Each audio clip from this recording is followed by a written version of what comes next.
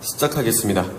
이번 강의에서는요, 저번 시간에 이어서 아이젠 디컴포지션에 대해서 다뤄보도록 하겠습니다.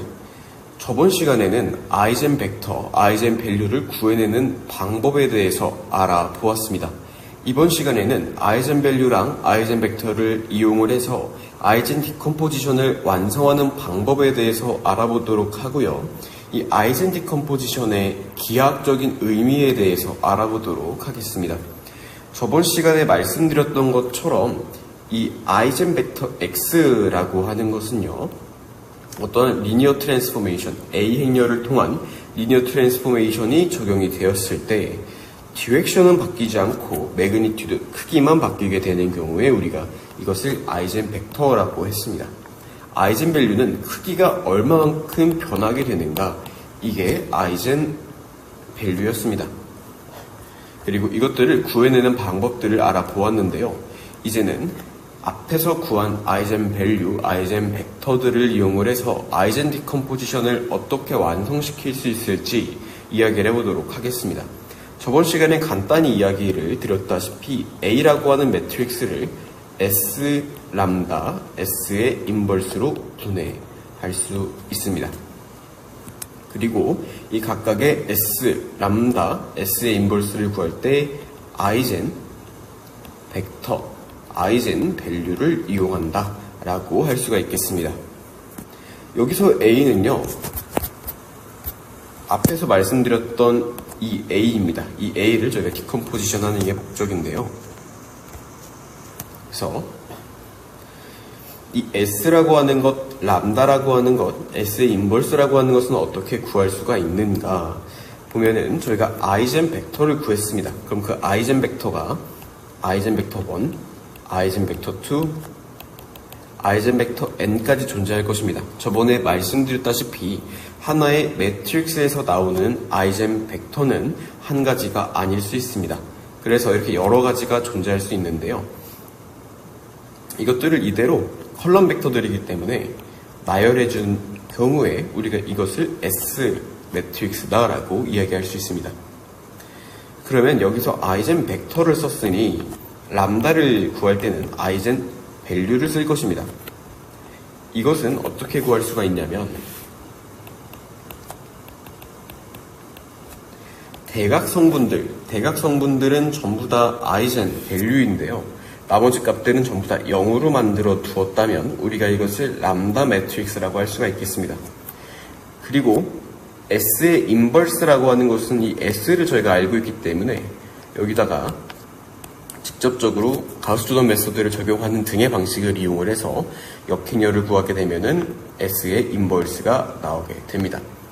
그래서 저희는 A라고 하는 매트릭스에 대해서 이렇게 S와 람다, S의 인버스의 곱으로 표현을 해보았습니다. 그러면 이것의 좋은 점이 무엇인가 한 가지를 말씀을 드리고 기하학적인 의미를 설명드리도록 하겠습니다. 이것의 좋은 점은 무엇이냐면요, 하나는 대표적으로 파워하기에 쉽다. 파워는 거듭 제곱입니다. 여기서 A라고 하는 것에 대해서 A의 K승이다 라고 저희가 거듭 제곱을 해보겠습니다. 그러면 A의 K승은 S 람다 S의 인버스의 K승이 되겠고요. 이것은 풀어서 쓰면 S 람다 S의 인버스, S 람다 S의 인버스, S 람다 S의 인버스를 곱하는 게 되겠습니다. 이렇게 K번 곱하게 되고요. 여기서 보시면 아시겠지만 S의 인버스랑 S가 만나기 때문에 이것들은 각각 아이덴티티 매트릭스가 되고, 이 아이덴티티 매트릭스는 없는 것과 마찬가지라고 생각해 주시면 됩니다. 그럼 소거가 되기 때문에 여기도 마찬가지일 거고 여기도 마찬가지일 것입니다. 그러면 남게 되는 것은 맨 앞에 S, 맨 끝에 S의 인버스, 그 다음에 모든 람다 값들, 람다 매트릭스들이 나오게 될 것입니다. 그러면 정리를 해보면 맨 앞에 S가 남고요. 그 다음에 이것은 그대로 K승이 될 것이고, 그 다음에 S의 인버스가 나와서 이런 식으로 저희가 심플리파이 할 수가 있겠다, 간단화할 수가 있겠다라고 하는 것이 이것의 하나의 장점입니다. 그리고 또 하나는요, 거의 모든 디컴포지션들이 이것과 마찬가지겠지만 이 A 매트릭스에 대해서 더 정확하게 이해할 수가 있게 됩니다. 무엇이냐면 어떠한 임의의 벡터 x가 있다라고 하겠습니다. x가 a와 곱해지게 되었을 때 우리가 이것을 리니어 트랜스포메이션이라고 하는데요. 이 a와 곱해졌을 때 x에 어떠한 조치들이 가해지게 되는가를 이것을 통해서 더 잘 이해할 수가 있다라는 것입니다. 보면은 이 s라고 하는 것의 역할이 있을 것이고 람다라고 하는 것의 역할이 있을 것이고 s의 인버스의 역할이 있을 것입니다. 이것을 예시를 통해서 한번 확인을 해보도록 하겠습니다. 저희가 임의의 벡터 x가 있다라고 하겠습니다. 이것은 x좌표가 1이고 y좌표가 1인 이 부분에 해당하는 벡터입니다. 그래서 이 부분에 해당하는 값을 가지고 있으니까 네, 이런 벡터가 되겠죠.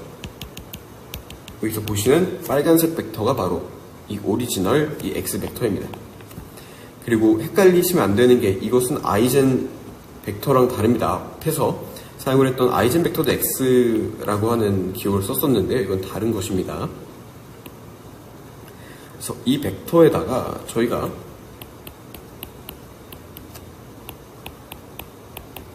이것이기 때문에요. S의 인버스 먼저 곱해 보겠습니다.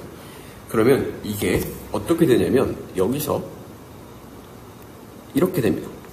이 보라색에 해당하는 벡터를 바뀌게 됩니다. 그래서 간단하게 정리해 보겠습니다. S의 인버스를 곱했을 때는 로테이션과 비슷하자, 회전시키는 것과 유사하다 이렇게 말씀드릴 수가 있겠습니다. 그리고 이 다음에 뭘 해보냐면요, 이 람다까지 한번 해서 곱해보도록 하겠습니다. 이것에다가 저희가 람다까지 곱해보겠습니다. 람다를 곱했더니 이렇게 쭉 늘어나는 모습 보여주는 거 확인할 수가 있습니다. 그래서 이거는 스트레치다, 늘려주는구나, 값에 따라서 줄어들 수도 있습니다. 값에 따라서 뭐 이런 식으로 줄어들게 될 수도 있습니다. 그래서 스트레치, 줄이든 늘리든 그런 역할을 해주는구나 라고 알 수가 있고요. 그 다음에 마지막으로 S를 다시 한번 보도록 하겠습니다. S를 다시 한번 곱해보도록 하겠습니다. S를 곱하게 됐을 때는 이런 식으로 또 로테이션이 도는, 로테이션과 유사한, 이 S도 마찬가지로 로테이션과 유사한 모습을 보여줍니다.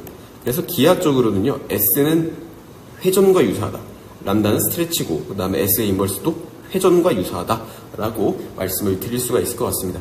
그래서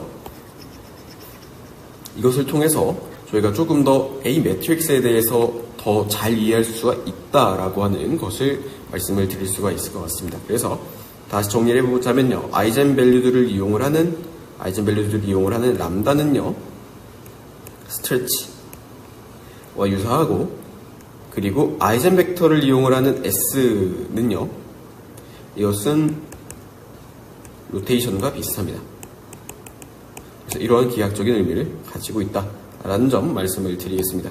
그러면 마무리로요, 저희가 저번에 이 아이젠 벡터들 그리고 아이젠 밸류들을 구해봤는데요, 이것을 가지고 아이젠 디컴포지션을 한번 완성시켜 보겠습니다. 뭐냐면 람다, S의 인버스를 만들어 보는 거겠죠. 아까 말씀드렸다시피 이 S라고 하는 것은 아이젠 벡터, 이렇게 적어내는 것이죠. 그러면 확인해 보시면 그대로 되는 거 볼 수가 있고요. 그 다음에 이 람다 같은 경우에는 이 다이고널 엘리멘트, 대각 원소들만 이 람다 값들, 그러니까 아이젠 밸류 값들이 오게 되는 것이고요. 나머지는 0인데 한번 확인해 보겠습니다. 1과 0이 여기 오게 되고 그 다음에 나머지 값들은 다 0이 오게 되는, 이렇게 만들어지는 것 확인할 수가 있습니다. 그리고 이 S의 인버스는요, 이제 현재 여기서 다루는 내용은 아니지만 저는 가우스 조던 메소드를 이용을 해서 한번 만들어 보았습니다. 그래서 한번 역연산을 한번 해보겠습니다. 그래서 람다, S의 인버스를 곱했을 때 이 A라고 하는 매트릭스가 나오는지 확인을 해보았는데요. 마찬가지로 A라고 하는 매트릭스랑 같은 매트릭스가 나왔다라고 하는 점까지 한번 확인시켜 드렸습니다. 그래서 이렇게 아이젠 디컴포지션에 대해서 말씀을 드려보았습니다. 네, 그러면 이 정도까지 하겠습니다. 들어주셔서 감사합니다.